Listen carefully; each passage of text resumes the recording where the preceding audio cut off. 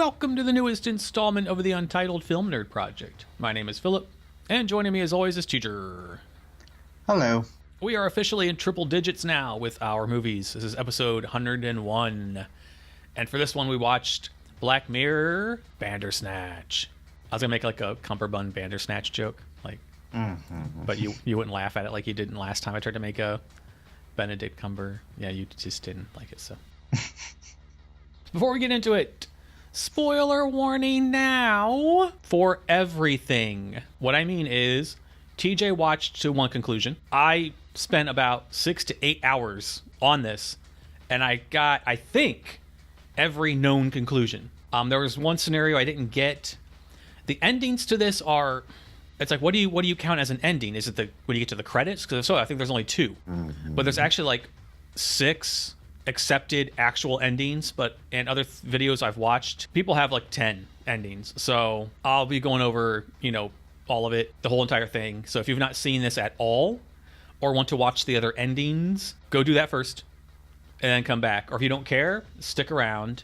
So if you want to avoid all spoilers for everything, skip ahead to the time code you see on the screen. All right, let's get into cast and crew rundown. I'm only doing the immediate cast because there are some people that I don't think you got to meet. Okay. Because of the different endings. So, This was directed by David Slade.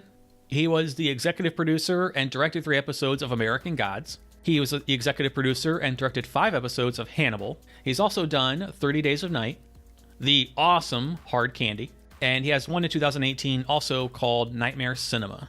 The plot sounded very interesting.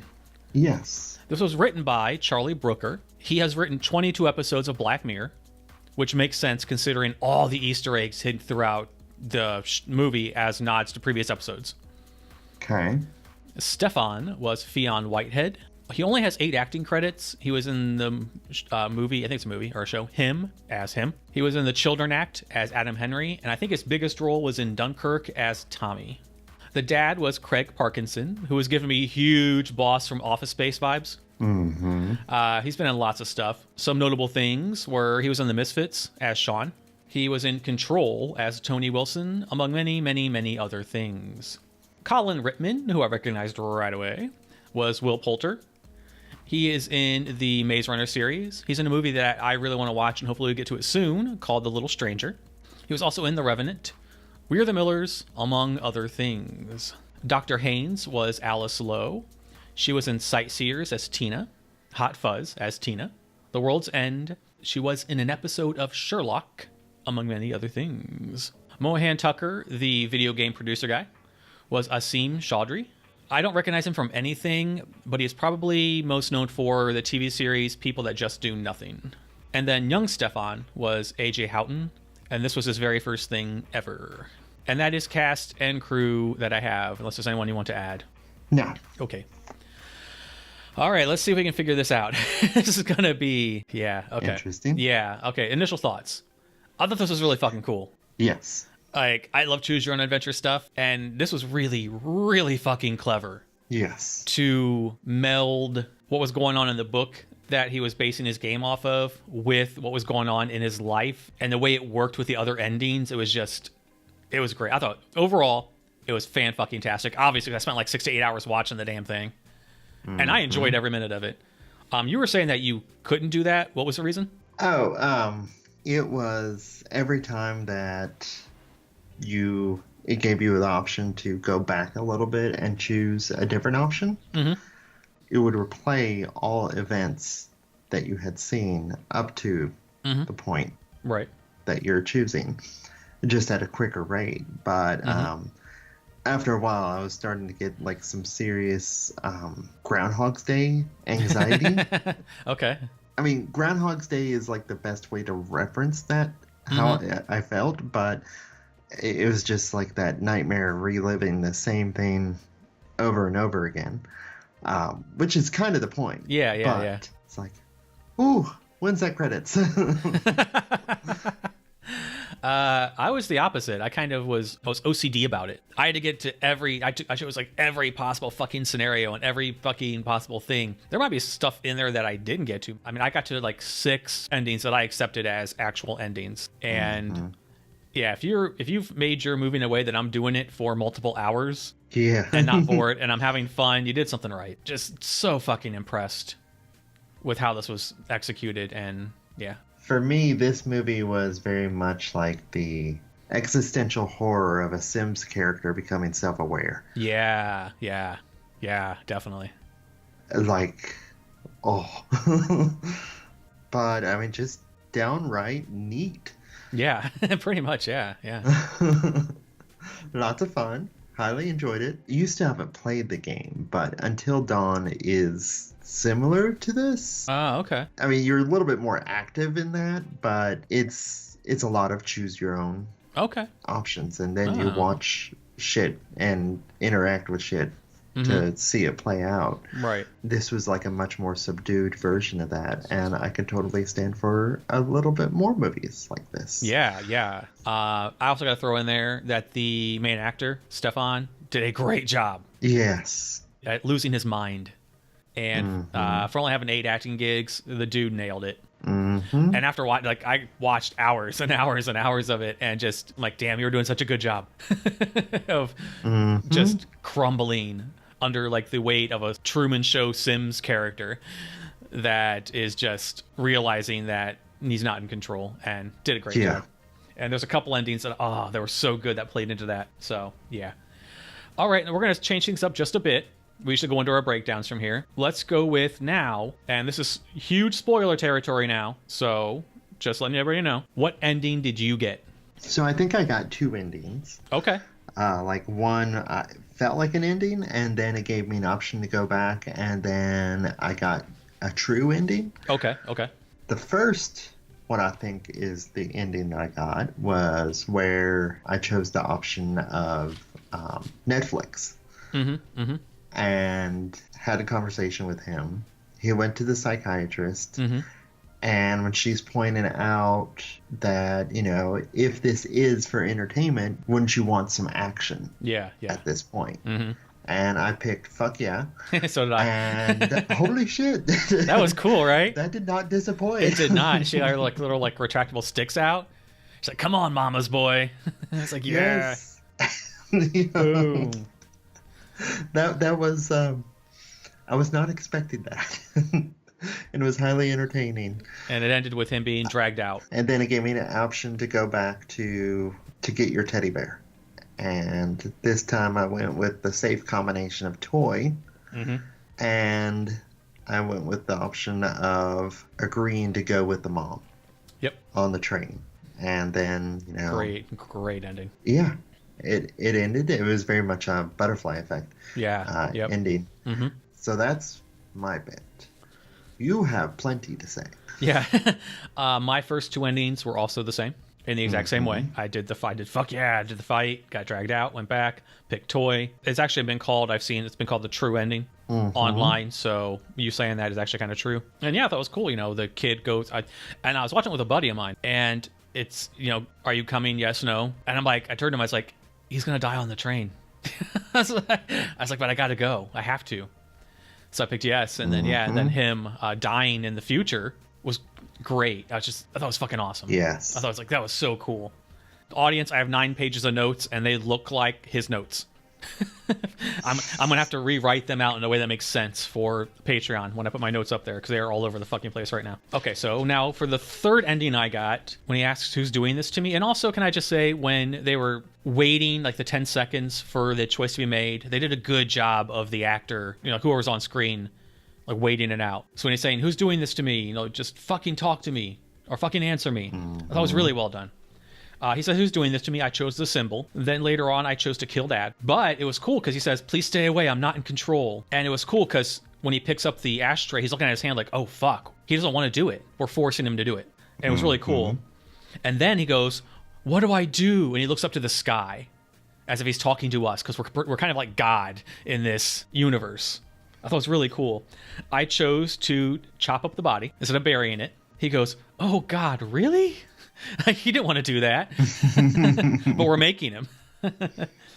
He calls the doctor's office. The doctor isn't there. She's at his sister's wedding. The game developer guy tries to call him, but it's busy because he's on the phone with the doctor's office. Then he's at the doctor's office the next day because he made an appointment for the following day. She asks, how is your father? He's like, oh, he's doing good. He's off visiting relatives or something. And then it shows a scene of him starting to chop up his dad in the bathtub, being like, oh.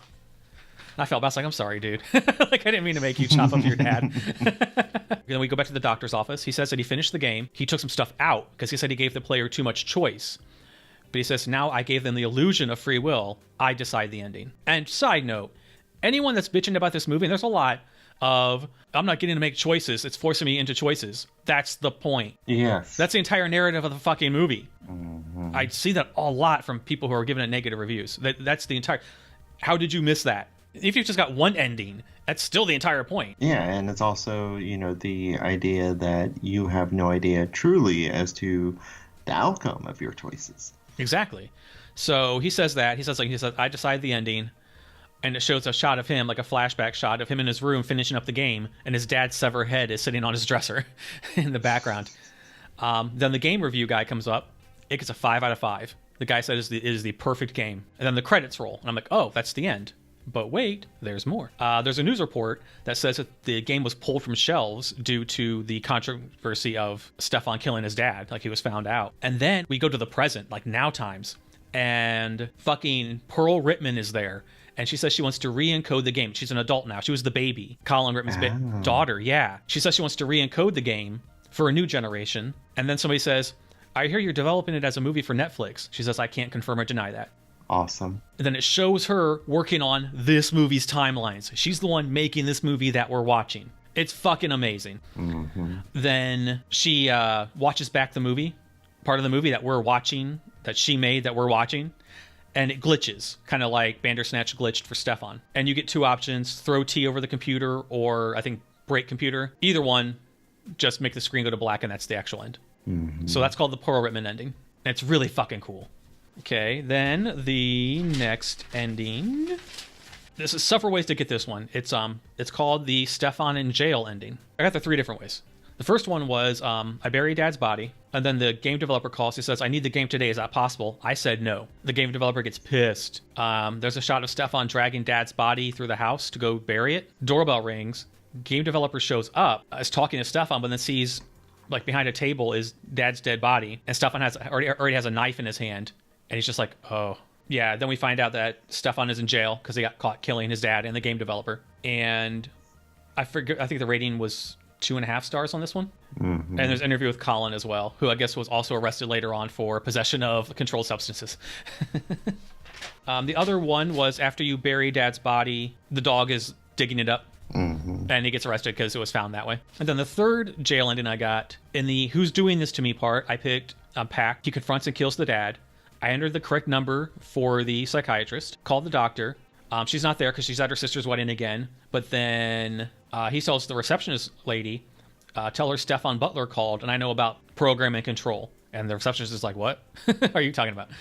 And then he says, he just kind of snaps. He says, tell her I've killed Dad and I'm going to kill her next. He buries the dad. We're not given a choice here. But as he's burying the dad, we hear sirens in the background because he basically confessed on the phone. Mm-hmm. He's in prison again. There's the review of the game is the code wasn't finished. Released the game anyway, 2.5 stars out of 5. And then Stefan is in prison, scratching the little symbol on the wall.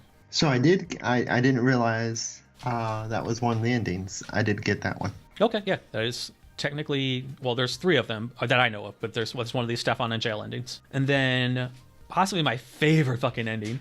You go through the Who's There, Netflix, go to the doctor's office. Instead of fuck yeah, I picked yes. And then instead of fight, I pick leap through window. Did you do that at all? I didn't leap through the window. Okay, so when you leap through the window, he's trying to open the window to go through it, and somebody goes, cut! And it's a fucking movie set.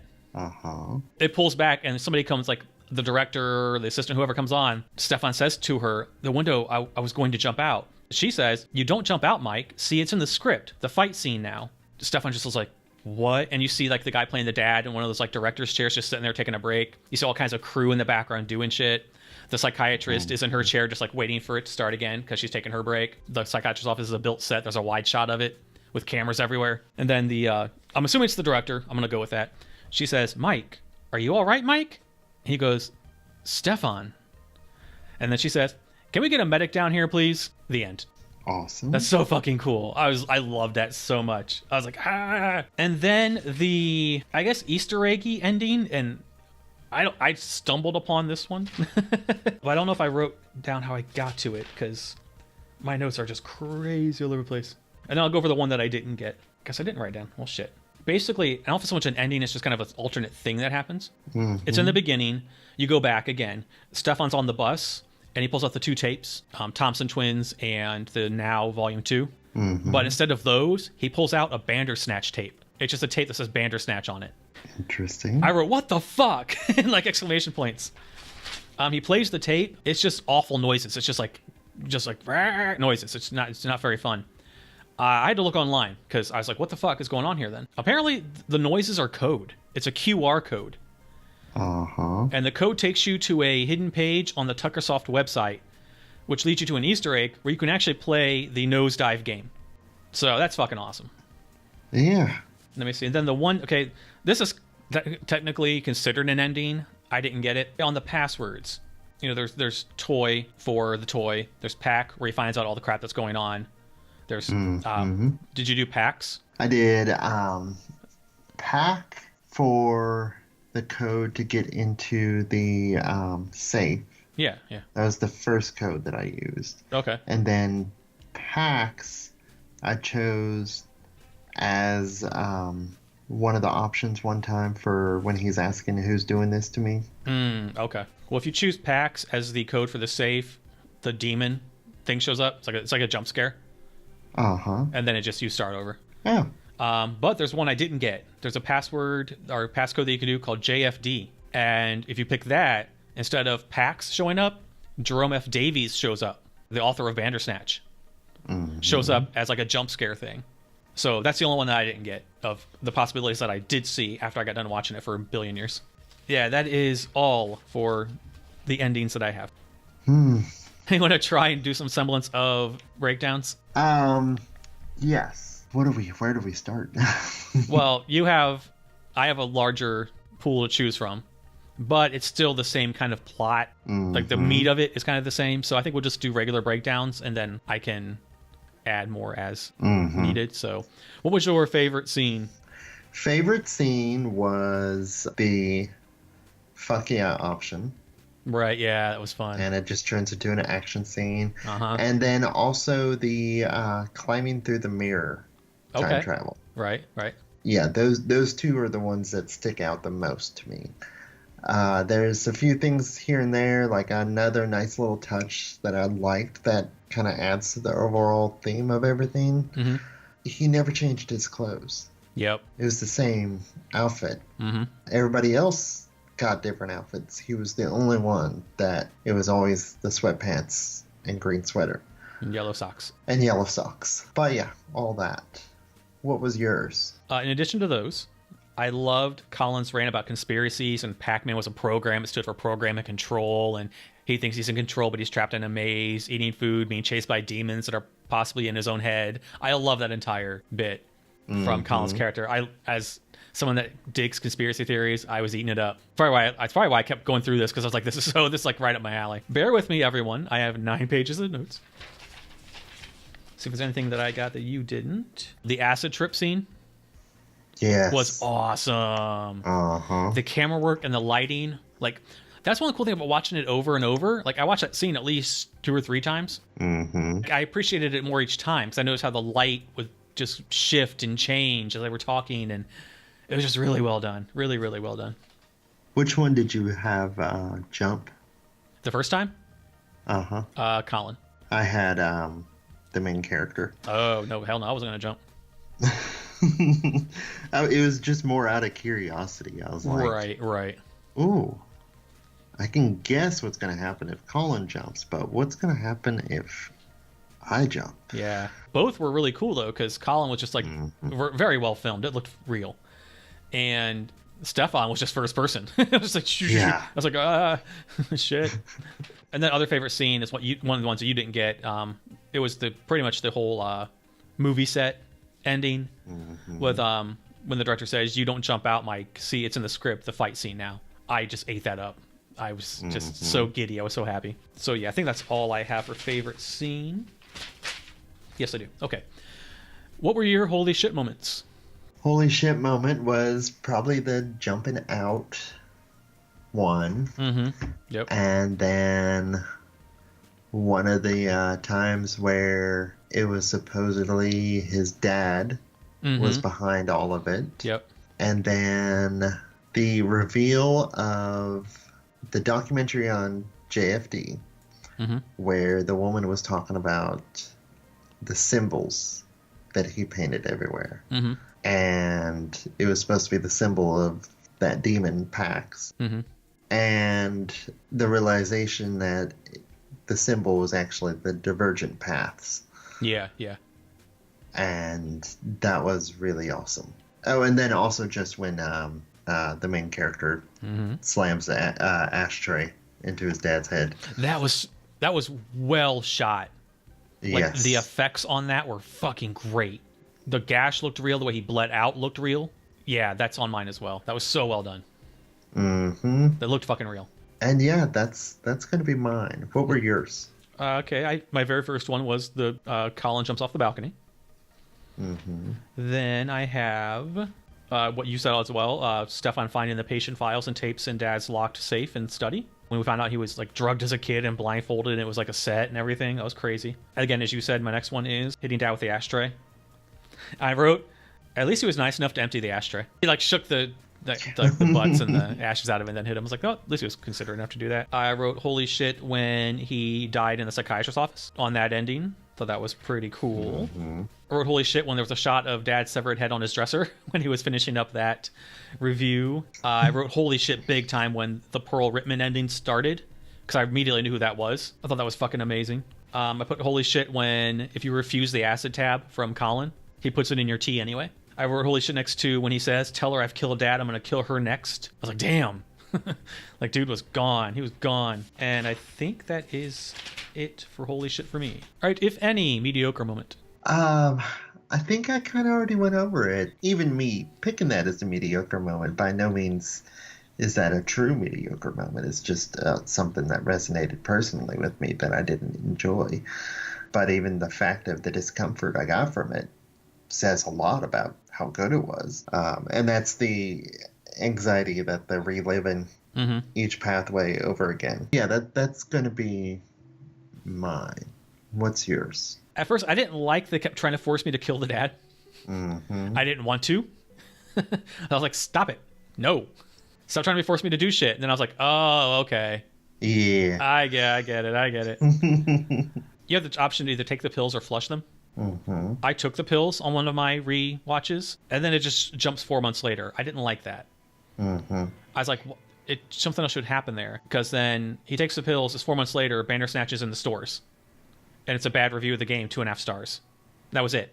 That's what you get if you take the pills. And I thought that was kind of eh. And that is all I have for mediocre. Okay. If any, LOL moments. For me, the action scene. And then even the psychiatrist pointing out, if this is entertainment, basically, would you be entertained? A lot of it had to play into the main actor's reaction to things. He had very good emoting. Yes, he did. Yeah. Laugh out loud to the entire fuck yeah as an option. Yes. Agreed. Yes. So what was yours? I love the whole who's this? Who's there? Netflix. The entire Netflix conversation. It's a streaming device. I don't know what that means. Like TV, but it's online. I still don't know what that means. I love that. I thought it was so fucking cool. Oh, and I loved...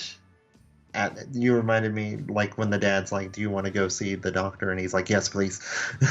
The dad walks in and says, what's wrong? And he says, I'm being controlled by someone from the future. I was like, awesome. It was so cool. And then he gets to the psychiatrist's office, and she's like, what is Netflix? Is it a planet? I busted out laughing. I was like, well done. Then there's a scene with Colin, and he's just like, skip to the next bit. Stefan says, what? For fuck's sake, I'll skip it for you. And then you see the tape being put in the VCR. He knows what's going on. He just skips to the next part in the story for you. So it was a bit of self-awareness that I laughed out loud about. And I believe that is all I have for LOL. All right. Anything else you'd like to add? You want to go to my notes? Notes is fine. Philip's notes. I'm going to try and go through these as best I can. I'm not going to go through all 9 fucking pages. We'll be here for like another hour. As you point out as well, I wrote, okay, so it's technological Groundhog Day. Mm-hmm. When I had to go back and do it again, when I picked, when he's asking, you want our department to help your game? He's like, yeah. And the guy says, no, wrong choice, mate. And then it goes back. And then they do that same scene again. But this time, Colin Rittman knows what Bandersnatch is and has read it and knows certain things about the plot. I thought it was a good way to cover it up by having Colin get deja vu moments, rewrite history where he read Bandersnatch as well. When Colin takes him back to his house because Stefan is in the hole in his brain, like he's just caught in the hole, as I called it, and he hands him this big joint. I'm like, hey, Colin, I'm in the hole too. Hey, me too. I'm in a hole. Share. Me too. I'm in a hole. Big hole. Yeah. I was going to go somewhere really dirty with that, but I'll move on. As you said, his reactions to stuff, but the self-aware moments, like with the doctor about not having control over his choice. It's like, I have this urge to like bite my nails or pull my earlobe, but you can tell it's not him. He's holding his hand down because he's like, this isn't me. Why am I wanting to do this? I thought it was really fucking clever. Really good. We said, people that didn't like it, there's an exact quote, free will is meaningless. Nothing but an illusion.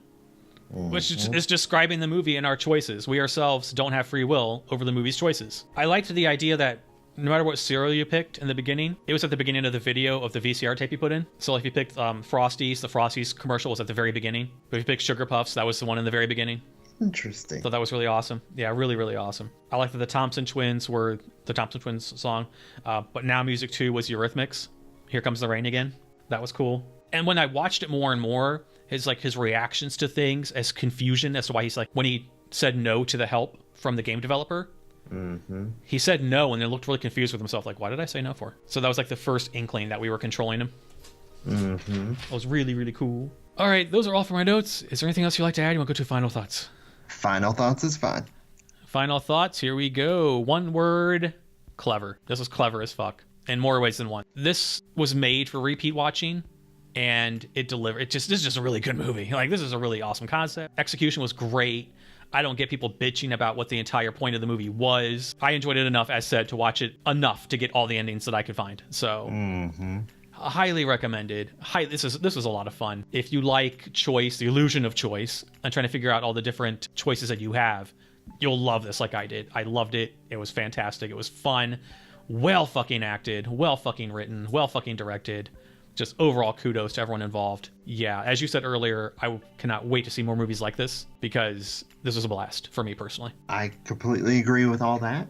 This is one of those movies that I actually recommend that you watch it alone first and then watch it with some friends. Yeah, because that's going to be very interesting. Try not to pick the same answers that you did last time. Make it a group effort. My one word for this movie is, again, neat. This was just fun and quirky and terrifying too. Yeah. And just so self-aware. Yes. It was like Inception. It just was like layered, even to the audience, like the people involved, like it applied to us as well. It was just, that's why he was clever, because it was just so clever. I still can't say enough good things about Fion's acting. He did a great job as Stefan. And all right. Well, that takes care of final thoughts. But before we go, as it pertains to Black Mirror Bandersnatch, what did we learn? I learned I'm going to be less of a dick to my Sims character. Nice. So, because now there's guilt. Thanks, Bandersnatch. Awesome. What did you learn? I learned that I had a kind of existential moment where sometimes I get sudden impulses to do things out of nowhere, and I'm like, what if I didn't choose that? I learned that I might not be, maybe I'm someone's simulation. Maybe I'm not in control for that reason. Well, I'm in the kitchen now. Why am I here? Like, it's like when you get up to go do something, you don't know why, and you're standing there like, why am I here? What if that's not you? What if somebody had, like, they were watching Netflix of your life and they chose to just have them go to the living room for no reason? So they can laugh at you just standing there like, what the fuck is going on? So, person watching, stop that, please. Yes. It's really annoying. So yeah. Well, that wraps up this episode. Thank you for listening. If you've seen Bandersnatch, tell us what you thought of the movie in the comments below and let us know what ending did you get If you like the video, please hit the like button, share it with your friends or cool people who might dig the Vizcast. And please subscribe to the channel, including hitting that notification bell to stay up to date on the newest content.